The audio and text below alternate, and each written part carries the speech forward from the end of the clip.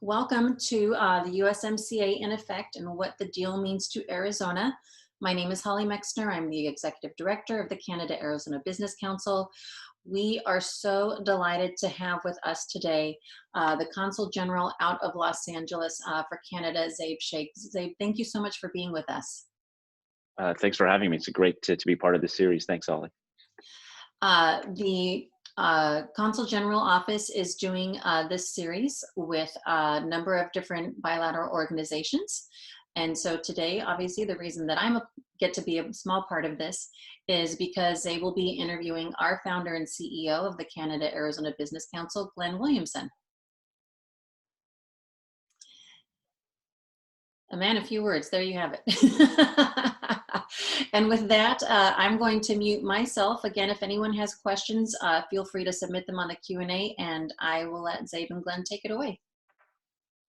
Thanks so much, Holly. Really appreciate it. I want to shout out our business partners, Maple, as well, who are helping us on the interfacing on these great Zoom webinars. This is an ongoing series, as Holly mentioned, and today we have the good fortune of being joined by Glenn Williamson, founder and CEO of the Canada-Arizona Business Council.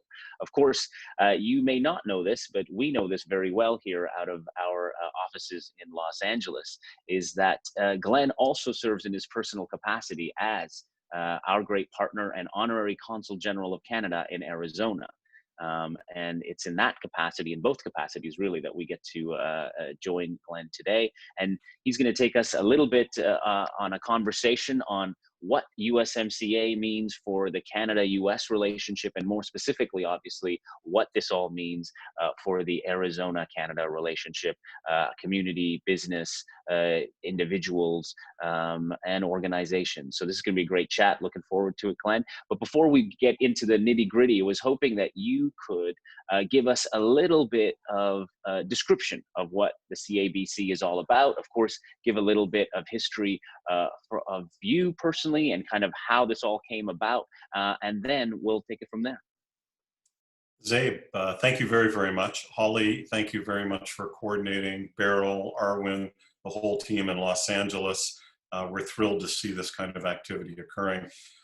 Let me give you a little bit of background of who I am and how we started the CABC and where we, how we got to this point about 15 years down the road. So my background is I'm an 8th generation Canadian, originally from Montreal. I went to school in the Maritimes at Rossay in New Brunswick. I worked all over Western Canada. I'm a member of the Black Watch Regiment in Montreal. I've lived now in Arizona for 30 years, so you can see I've sort of got a bit of both sides covered off. On the Canadian side, my grandfather was the chairman of the Royal Bank of Canada, and in Arizona, I have built many, many companies over the 30 years I've been here. And I've been advising a couple of governors. Napolitano, when Janet came to power in her role, I was advising her on Canada. And she loved the red-green show. That was her favorite thing that we would always talk about. And then subsequently, I skipped a governor, and I've been working with Governor Ducey since he became governor as well. Then over the past 6 years, I have been the chairman of EPCOR USA. And as EPCOR, out of Edmonton, we're called the Edmonton Power Company, that company has invested close to $1 billion in Arizona water infrastructure. So that makes us at EPCOR the largest private water utility in the state of Arizona. Ironically, the second and third largest private water utilities in Arizona are both Canadians as well. So as we move away from who I am and onto what the CABC is about, the CABC it was really designed in the beginning as a YPO, WPO type organization, Young Presidents, World Presidents organization. And Zaib, the kicker to this is that we started it at your residence in LA on a kitchen table when Colin Robertson was the Consul General, over a cup of coffee, while we were waiting for the Canadian government to make a decision on whether or not they would open a consulate in Phoenix, which they eventually did. Ironically, they also opened up one in Tucson. And they lasted a little while, and then they closed them. So we at the CABC sort of became that role of continuity for your office in LA, where we were doing purely business, but we kept your predecessors in the loop all the way through it. So being that constant was a biggie. And then a little bit after that, when a previous Consul General was in there, he decided to put my name forward to be the on-con here. And it gave us another way to umbilically tie the CABC and our political side over to the Canadian government in Los Angeles.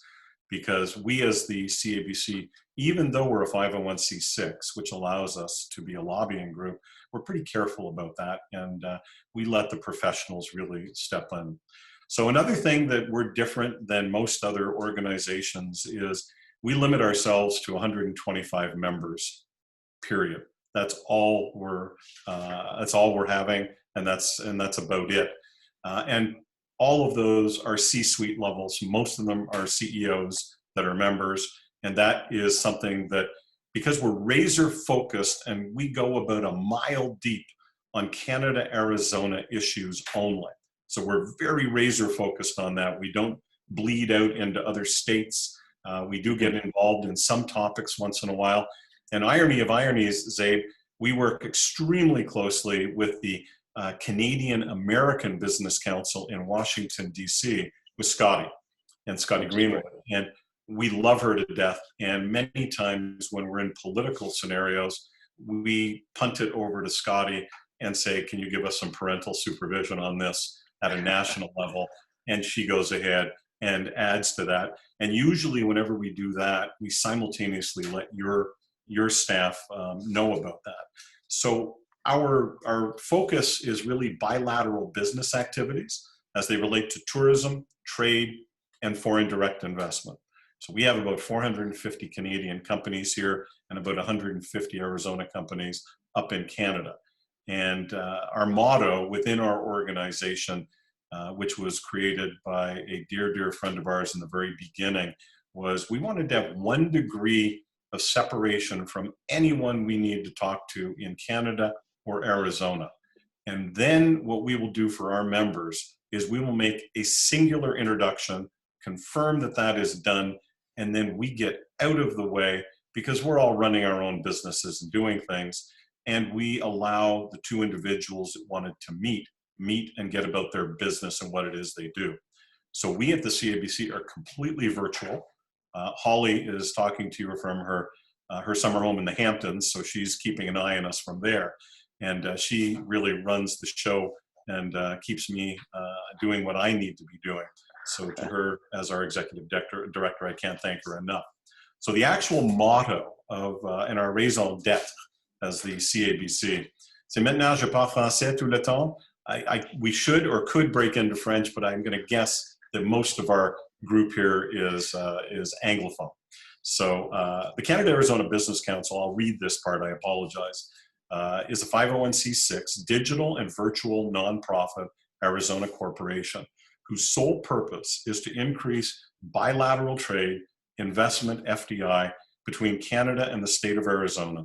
And we do so by maintaining the highest connections across every major industry.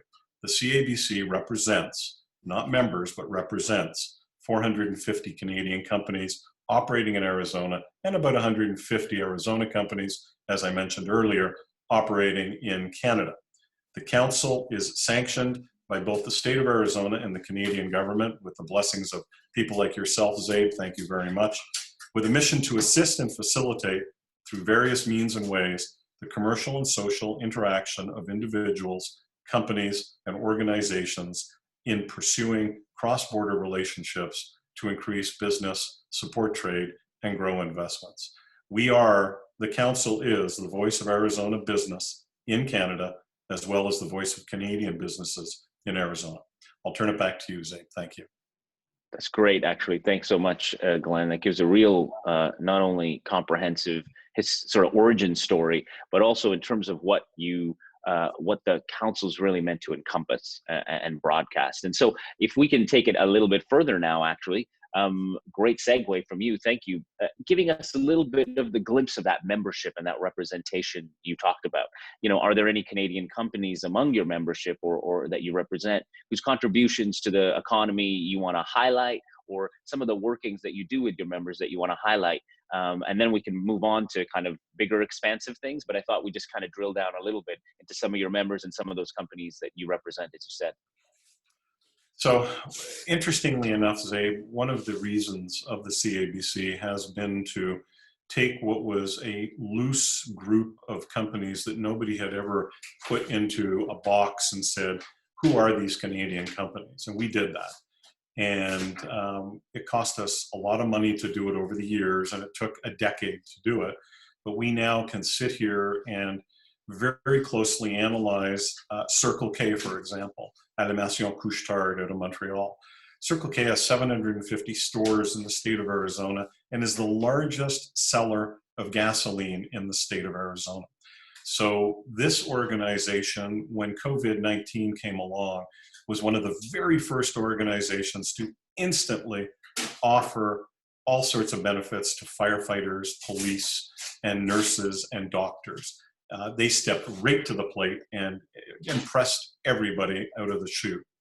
EPCOR, our company that I'm involved with, also did some phenomenal check writing during this period of time, as did other companies like Stantec and PCL and Standard Aero that we watch. Then we have another company here called Bobdale Gloves, great group of people, family-owned business, and they are one of those glove companies that makes thousands of different types of work gloves, and immediately dove into action and offered up whatever they could do to give PPE type equipment to anybody in the state government and the hospitals that were looking at things.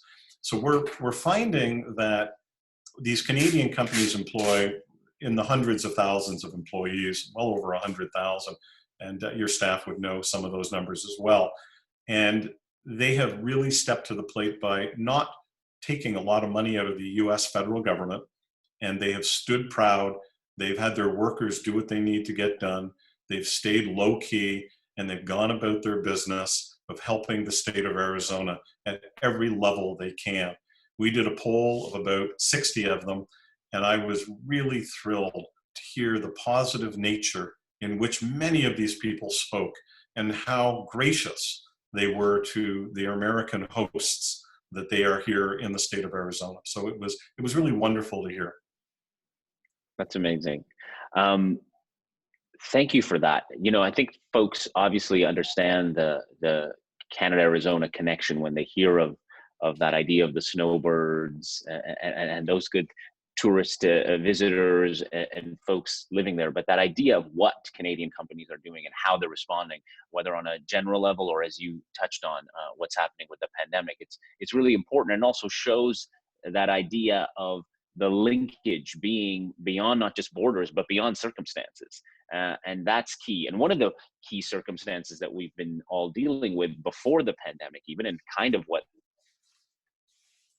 this conversation was meant to be about, is the USMCA that on July 1st, which happens to be Canada Day, is going to come into effect between Canada, USA, and Mexico.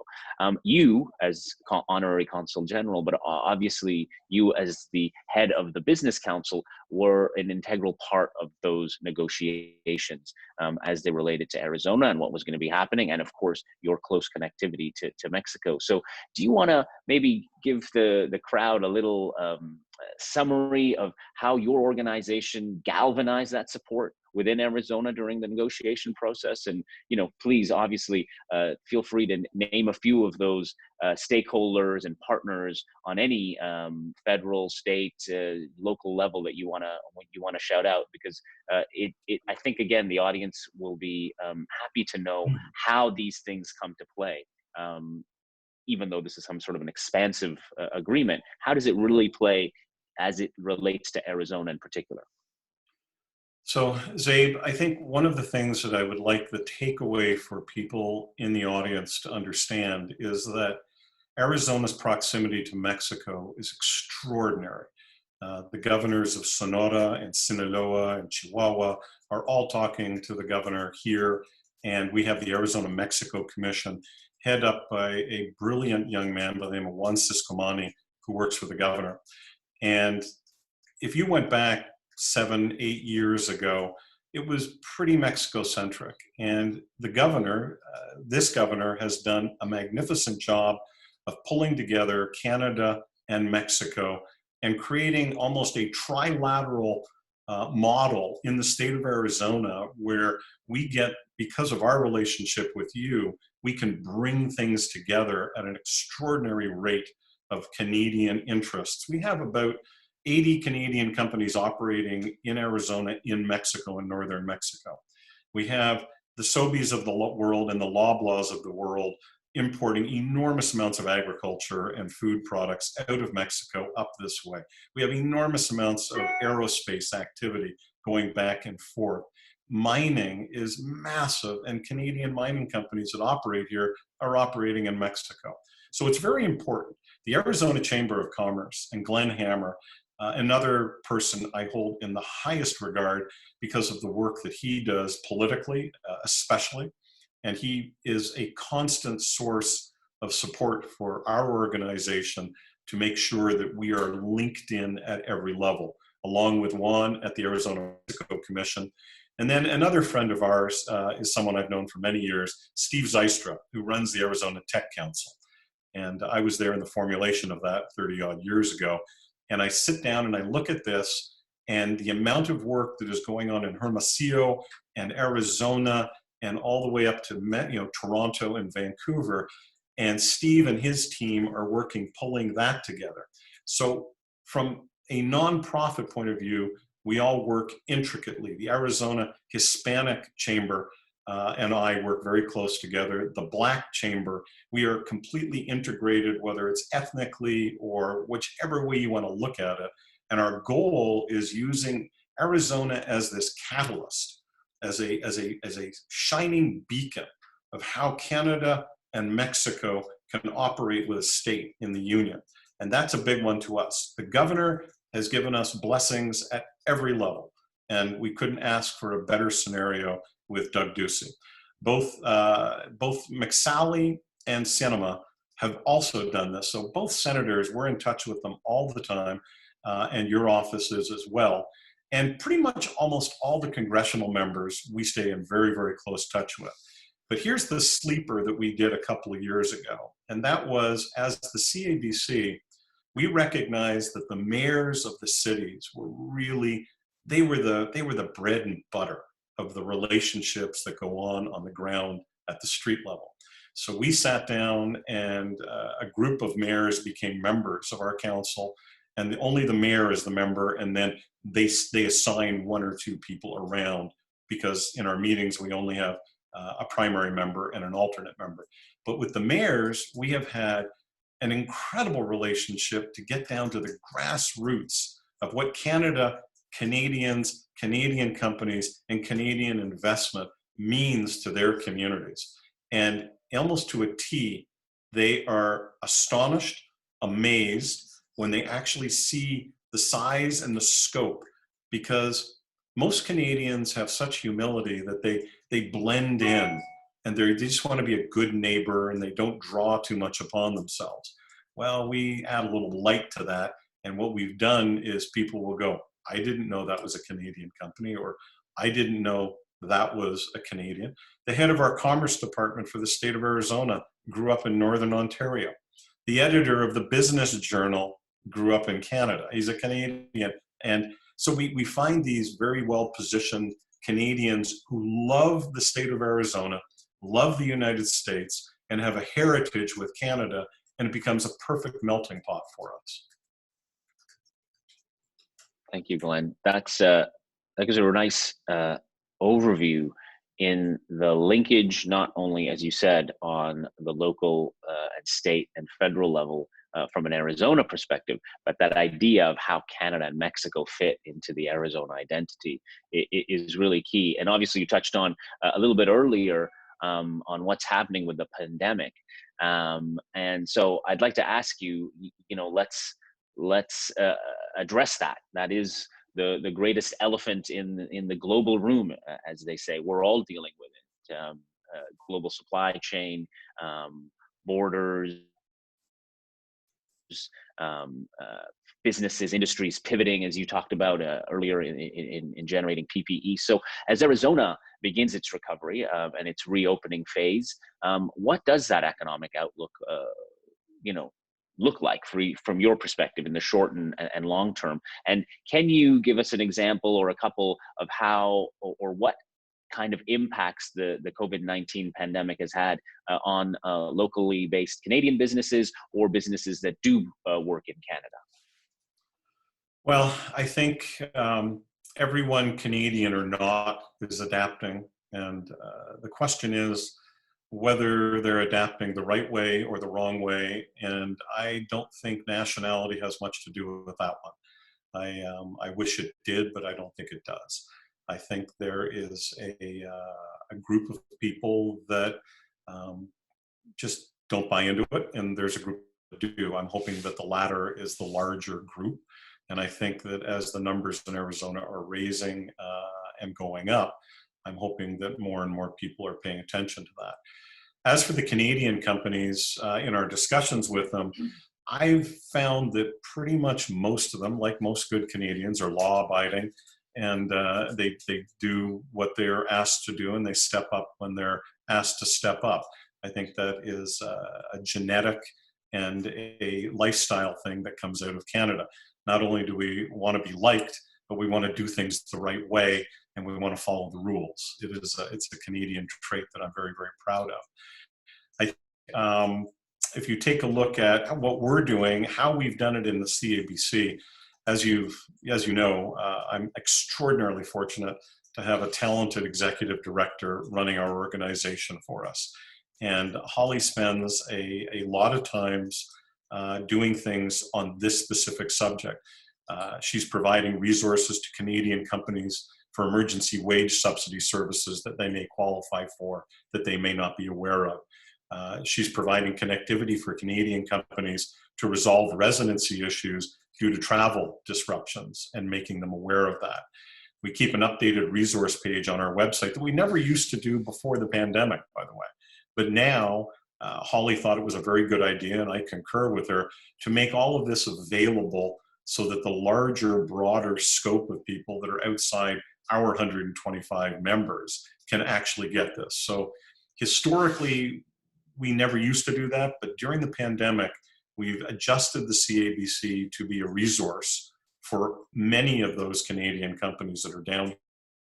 We, as you know, we work very, very closely with the airlines. We, prior to the pandemic, had about 212 nonstop direct flights between Canada and Arizona a week. And obviously that's gone. And that has some concerns going on. So we are working with American Airlines and WestJet and Air Canada to sort out what's going to come in the fall. So Canadians are not really down here during the summertime anyways, other than those companies that operate here. But the snowbirds sort of wheel down here in the fall and winter. One of the interesting things that we came across that we think and thought might be the biggest holdback was COVID-19 insurance for snowbirds. And we are in discussions with 4 of the largest providers of that. And we are hearing some very solid noise that says that may get fixed in the next month or 2. However they choose to do that. But that will give Canadians more comfort as they decide what they're going to do when the borders reopen, now that we've pushed it another month into July. So in cases like that, we are the custodians of trying to maintain an information flow into the Arizona community of what July 1st means for USMCA, what the cutoff date for the borders mean on July 21st now, and try to make sure those things are out there. And we weren't big in social media before, Zaib, and we were pretty quiet behind the scenes.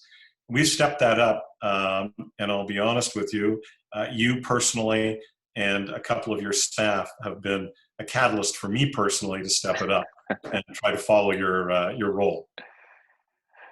That's listen, I think it's been great to work as partners because we have to get the word out there, being connected, And so any help that we give each other, I think, is an inspiration to all. So happy to be part of that thread and chain of communication. You talked a little bit about it, but I'm gonna keep pressing on this, because as we talk about, as we keep saying, these are the big ticket issues on the table for all of us globally, and you have such a keen perspective on this, in terms of your position and in terms of the CABC's positioning within the economic and business landscape in Arizona. So, when we think about Arizona in a post-COVID-19 recovery phase, and we're all looking forward to being in those post phases. You very much articulated how and why we are in the current phase we are in, and we're definitely not out of it, and yet we're starting to see energy recovery plans, as you said, in terms of what that calendar looks like, and trying to anticipate. But as we look ahead to July 1st and the USMCA coming into effect after NAFTA, the NAFTA infrastructure, and we look at that date coinciding with these reopening phases and what that looks like, what are you seeing are maybe the top sectors in the state or region that could benefit most from these updated chapters in USMCA, or in things that you're seeing as they relate to the COVID-19 pandemic, and how that USMCA might be a good mechanism to help that? Well, I like to put it in perspective. The USMCA, so let's go back to NAFTA. When NAFTA was originally negotiated, there was a lot of hullabaloo about the negotiation of NAFTA, and then the governments went silent and the private sector went about its business. So now we flash forward to USMCA. The governments are involved, and there's a whole hullabaloo, and there's all sorts of stuff that takes place. At the end of the day, we updated an antiquated agreement to make it more 21st century related. And I give negotiating teams on all three sides huge credit for coming to the middle and getting that part done. So now you get that all done, and the execution time comes along. Everything would have been hunky-dory, and the private sector would have gone about its business, and they would have adapted once they knew the new rules. A pandemic steps up. Well, now something else comes into play. So now everybody goes, oh my God, the borders are going to get all problematic. I have to hand it to the border professionals. And I deal, Jesus Cruz runs Nogales for the US border, and I'm talking to him all the time. And I'm chatting, and I'm hearing what's going on the northern border with people that I know. And I give all three governments massive A+ on getting the closing of a border down right for the business of trade to continue. So why the heck is trade down 30 or 40%? It's not the borders. People would like to blame the borders, they'd like to blame the governments, but the pandemic has created something much larger than that. It has completely interrupted massively integrated global supply chains.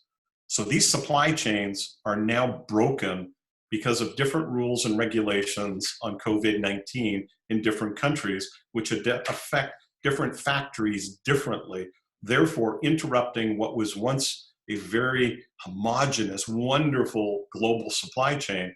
Now pieces are coming out of the middle, they're coming out of the left, they're coming out of the right. Now you're all of a sudden your vehicle that goes back and forth 14 times is stalled on the 4th time because that factory is not open, and they can't flip it forward to the next one.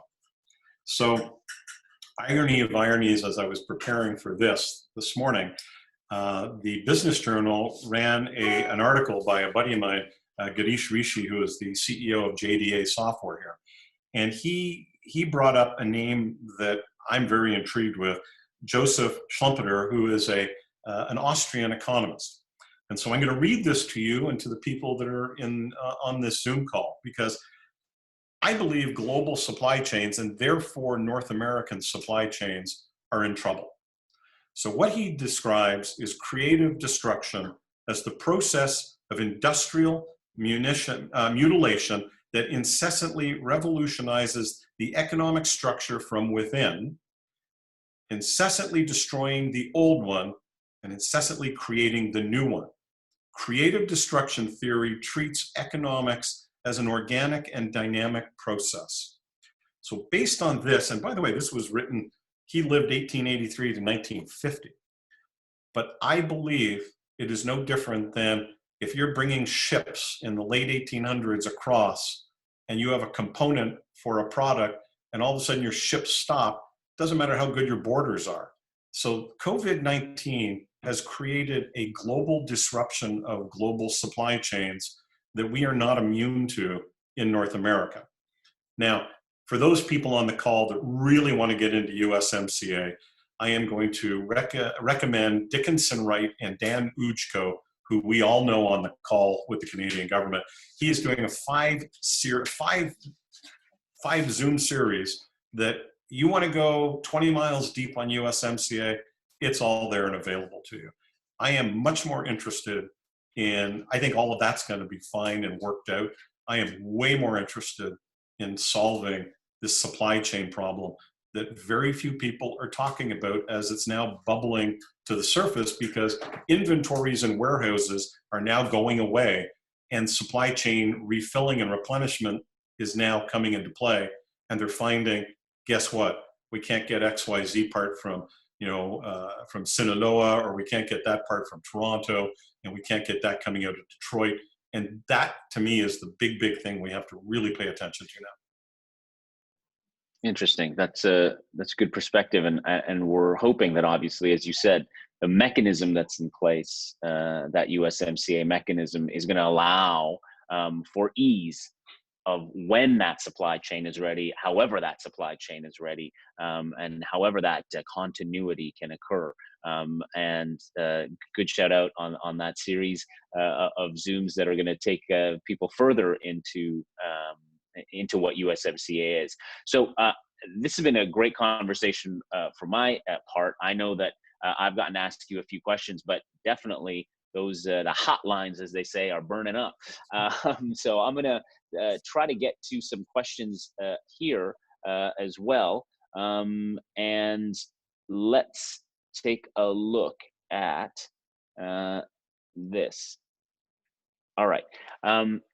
Has the USMCA, or will it, I guess, because it's not in effect yet, directly or indirectly affected real estate investments, both commercial and residential, by Canadians in Arizona? Do you think so? No. No. Foreign Good direct, short answer. Foreign direct investment in Arizona is really driven, ironically, when we delve into, so Canada, let me put it in perspective. Canada is the largest foreign direct investor in the state of Arizona by far, at the highest levels. Real estate, land, commercial, has always been a big driver of it. But what a lot of people forget is that snowbirds that come down to Arizona over the years, in many cases, it's divided into different groups. So if you go down to Yuma, in Yuma, it basically doubles in the wintertime with a wonderful group of Canadian snowbirds that are interested in Mexico and the lifestyle of that entire environment. Then we also have another group of snowbirds that come into North Scottsdale, and these snowbirds are pretty serious decision makers out of Canada. And to a T, of the 450 Canadian companies that are based in Arizona, maybe 5% went through any form of economic development. Most of them came here because the CEO had a house down here for 2 or 3 years prior. This is no different than, for example, when the Bank of Montreal came into town, the then CEO had a house here. So when they were looking to deploy capital, one goes where one knows something about it. And we see this in commercial real estate. Colliers is obviously very significant here. It's a Canadian, Toronto-based real estate brokerage firm. And they see it all the time with the people over there. Bob Mulhern, who runs that, tells me consistently that the Canadian investment is not slowing down. As a matter of fact, it's increasing. Brookfield just gave a limited partnership in Arizona $500 million to deploy in real estate here 4 weeks ago. That's amazing. Thank you for that. Another question that we've got coming in is, you mentioned Tucson. Well, Tucson is seeing inquiries from companies that are addressing continuity of operations plans. Tucson has, no natural disasters, right-sized population, good airport access, on and on. So do you see opportunities for those HQs in Vancouver, Toronto, and Montreal, and other cities, I guess, in Canada, consider the region that Tucson holds? So Tucson is a fantastic area. We love it to death. We have partners down there in the county, at the county level and the mayor's level. Let me put it in perspective. Tucson Electric Power, the largest utility in Tucson, is owned by Fortis out of Newfoundland, and they are investing very heavily in Tucson. Stantec has huge offices down in Tucson, as does PCL, as do Circle K. The list can go on and on. But even more important, at the airport, Bombardier has a 1 million square foot facility there, and all those planes that are grounded right now that aren't flying overseas, they are stacked and racked down there, and Bombardier is hiring people like maniacs because they need more mechanics to work on these jets that are coming in early. Tucson Airport, we have been working with diligently to try to lure, if you will, the Air Transats of the world and the Sunwings of the world to do package tours to help out. So Andrew Stegan, who is one of our board members, runs a hotel in Tucson and basically keeps a very close eye on what's going down in Tucson all the time. And I spend a lot of time down there as well. So we have a huge belief in Tucson, and there are a lot of Canadian companies there already. That's great. Thank you, Glenn. We've got more, sir. So if you will hold with me here, we've actually got someone from the city of Phoenix coming into this and saying, the city of Phoenix has had to put its international strategy on hold right now because of the pandemic, but they really appreciate the CABC and the Arizona Tech Council support. So how can they expand? This is the city of Phoenix asking, how can they expand their reach and work more closely with local leaders? So this is really no different than the Tucson question. So for example, in Tucson, U of A is a big member of ours. So we work with University of Arizona very, very closely, and the mining companies. In Phoenix, while the immediacy of the moment is on hold, we plan forward. So we're constantly looking 6 months, 8 months, 9 months out. When will the flights return? What will take place? In the meantime, these 450 Canadian companies are operating at a very rapid rate. And the city of Phoenix, Christine Mackey, who is their economic development director, is fantastic. The mayor is wonderful. They get Canada, they understand it. They're putting out fires day to day. And when anything pops up, they rely on Holly or myself or our other members that are around us to give them answers on things so that they can really stick with the immediacy of the moment and focus on that. And we're not losing one iota of opportunity that is coming up as things progress. And Canadian companies, always remember, there is a very frugal nature to Canadians. And when things are at the highest level of economics, such as we were going into the pandemic, the opportunities for investment and margins on investments were pretty small. Now, as I constantly say, 30% of what we knew going into this pandemic is going to be gone. However, that's going to create an opportunity for 30% renewal to come in. So therefore, innovators and financiers and people that are interested in that and looking to make larger margins are going to look at opportunities like that. And Canadians are renowned for that. They've done it over and over and over again. In the 2008-2009 period, when dollars were flush, Canadian investors in Arizona were soaring through the roof. So it's very cyclical, but Canadians have there's a warm spot in their heart, no pun intended, for Arizona. And we're also seeing a transition from Palm Springs and Naples, from Southern California and Florida, companies, individuals, and investment looking towards a state like Arizona that has a different governmental structure and financial opportunities that are residing here. Well, Thanks, Glenn. And for the folks who may be, affected obviously by the pandemic and also are looking for some of those opportunities, I just want to let you know that the City of Phoenix has grants for small businesses, and they'd love to see more applications according to the city. And you can find them at azfoundation.org. That's azfoundation, all one word, .org.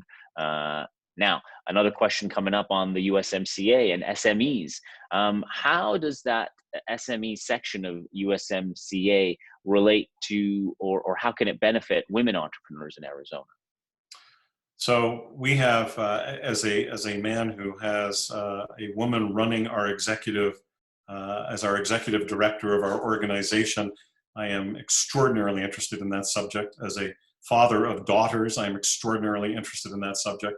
And what I find is in Arizona, and I've lived here 30 years, I am seeing some of the brightest and smartest minds coming out of the new women entrepreneurs that are stepping to the plate. And we see it everywhere in town. So I think the opportunity that is available is jump in and just do it. And just take the bull by the horns and get after it. And I think women entrepreneurs, especially in the SME market, will find there are many, many people there that want to hear about the roadblocks and want to hear about the problems and want to help them solve whatever it is. Because at the end of the day, Steve Zystra and I talk about this at the Tech Council. At the end of the day, we want the brightest and best people to have a roadmap and a runway that gets them where they need to go. Thank you for that. And just a shout out, obviously, to the folks that did the negotiations, that, of course, Canada really stepped up in that trilateral discussion between the countries and advocated for the inclusion of chapter on gender equity as it relates environmental standards, labor standards. That really was all Canada's efforts and push. And so we're really thrilled to see that not only questions like this can arise, but that fact that the question is bubbling up from the source material, which Canada was so integral, frankly, on making sure it existed within the USMCA.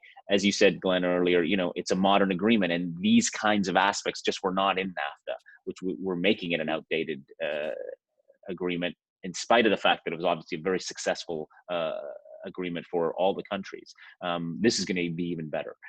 So just want to let you know, sorry. Zaib, yeah, please go ahead. I just want to answer one more thing on that. What you talk about right there is what we have been carving out, that exceptional work that Canada did on that. We are now working with all the different chambers, Black Chamber, Hispanic Chamber, and using that model and making sure that they are fully aware of what Canada did and pulling that model forward so they can see this.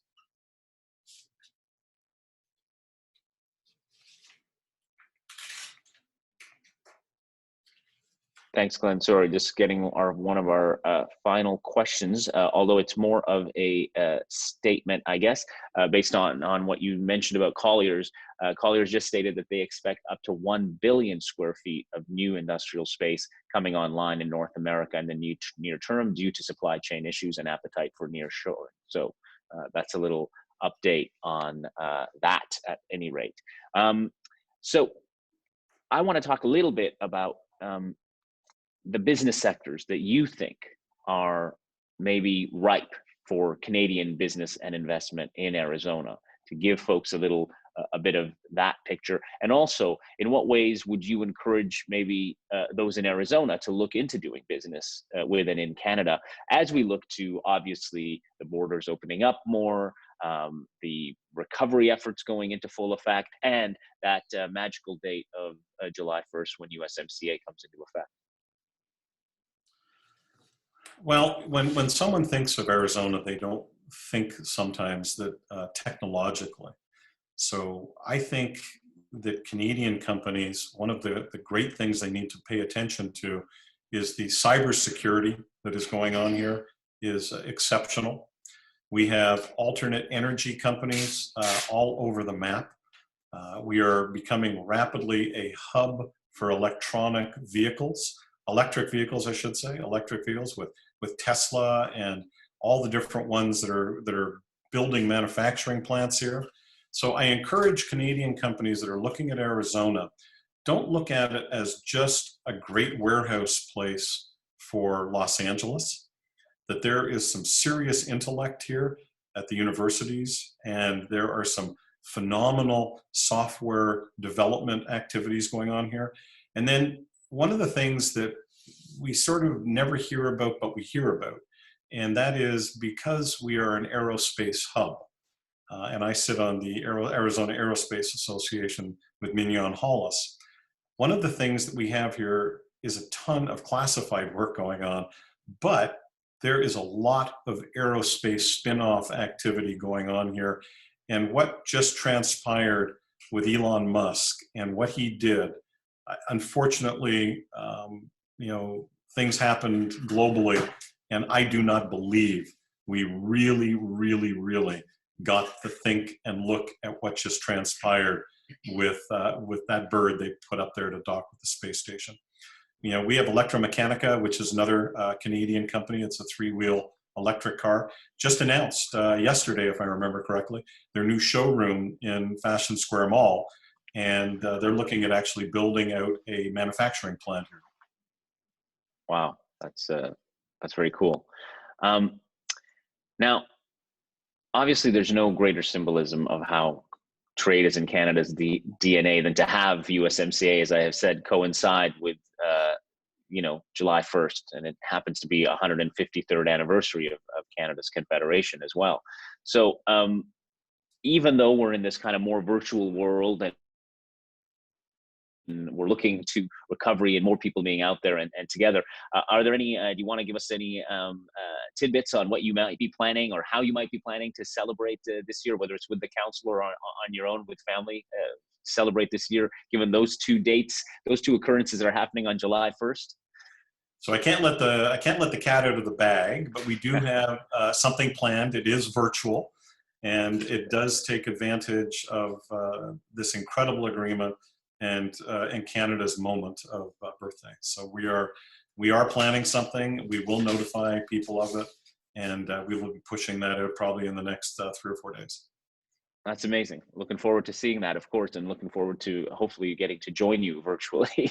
Because yeah, we're all planning our virtual celebrations in so many ways, aren't we? Personal or professional.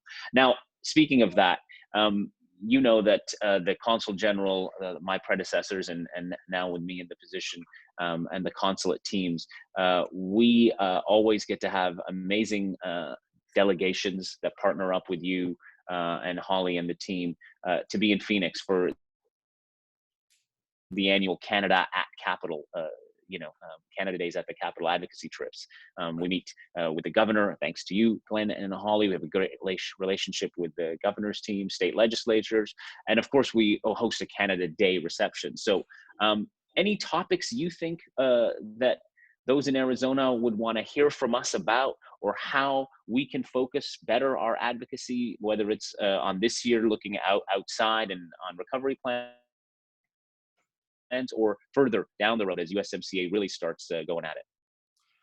So, you know, Canada historically in the state of Arizona has suffered a lack of attention, is probably the correct word. It's not intentional. It is just Canada is always there. It's that trusted soul. It's that trusted partner. It's that trusted NORAD. It's the trusted military. Canada is always there. It's not the squeaky wheel. And unfortunately, people pay attention to squeaky wheels. So what we have been doing and what we continue to do is just make sure that it's not taken for granted too much.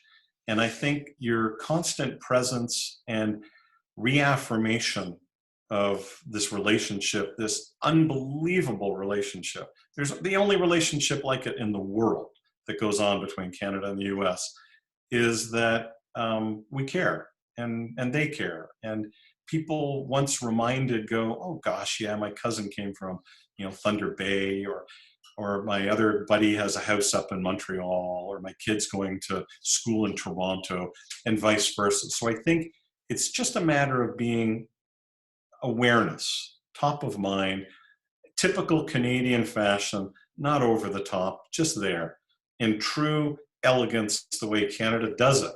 And I think that's all you need to do. We will truly take your advice to heart, obviously, Glenn, and so we thank you for that. One final question from me, and then we'll wrap it up. We're coming to time, and we know these kinds of I'm sure people have to hop on so many Zoom calls. You yourself do as well, Glenn. You're a busy person, and Ollie, I'm sure too. So don't want to keep you too long, but did want to ask you, for those in Arizona, what regions of Canada are you seeing that really not only are already working very well for businesses or entrepreneurs out of Arizona, but any regions that you're seeing that they should specifically either focus on across the country? You mentioned a few cities, of course, or any real kind of business sectors that they should look at, but more specifically around kind of the regions which would be beneficial for those in Arizona to look at in Canada. So historically, the relationship has been Alberta, where snowbirds all started. And then it sort of drifted over to British Columbia. And then a lot of activity came out of, Manitoba and Saskatchewan. But when air traffic and the airlines picked Toronto 15 years ago or so and started to open up that route, we saw an enormous shift occur. We still maintain the incredible old relationship of north-south. That's not going anywhere. But there is a very significant Ontario and specifically Toronto relationship that has evolved in the state of Arizona. Montreal has ironically always had this relationship because of aerospace. So Montreal's relationship in Arizona has been solid, quiet, and good from a business point of view, but from a snowbird point of view, those snowbirds go to Florida. Now, from a finance point of view, if Canada is the largest foreign direct investor in the state of Arizona, and Toronto is ground zero for Canada's finance markets and everything, this is another reason we are seeing Canadian capital markets people like the Toronto Stock Exchange and Delilah spending. Delilah, ironically, Zaib, has been a member since I started the TSX. Ungad Tata, all the way back when Ungad and I put this together, he was part of the original team. The Toronto Stock Exchange has always been at the forefront of keeping a relationship with Arizona because of the capital markets activity. And as we're watching companies like Brookfield and other big companies, irony of ironies, Arizona's largest pension fund is run by a Canadian, Paul Matson, who used to be running pension funds in Alberta. So here is one of the US states' largest pension funds, and Paul constantly makes sure that the Canadian pension industry in Canada is aware of Arizona. He's also one of our founding members of the CABC. Thanks so much for that real comprehensive answer, Glenn. I think it's important for our folks to see not just what's naturally and historically and traditionally easy between Canada and Arizona, but in fact that the new inroads and the new energies and how they're building upon each other and really taking that traditional base, as you said, from that north-south and expanding into the east-west markets. Thanks so much, Glenn, for this, taking time out of your schedule, giving us all a better insight into what the Canadian, Arizona, and Mexico, frankly, relationship mean to each other and how they fit into each other and what USMCA ultimately means to that relationship and business community. Because obviously, as we're all been talking about, and the very reason that we're on this virtual call rather than in some other way, is that the pandemic has hit hard. And hit the global supply chain hard, and therefore hit communities hard. And a place like Arizona has so much to do with the health of Canada and the health of Mexico, and the Canadians and Mexicans have so much to do with the health of Arizona and the US, obviously. So this has been a great conversation to kind of delve into that. I look forward to seeing you hopefully soon in person. But until then, we'll keep meeting on these Zoom calls and keep talking trade, keep talking relationship, keep talking building better friendships beyond borders, and really thank you and the CABC and to everyone who joined today.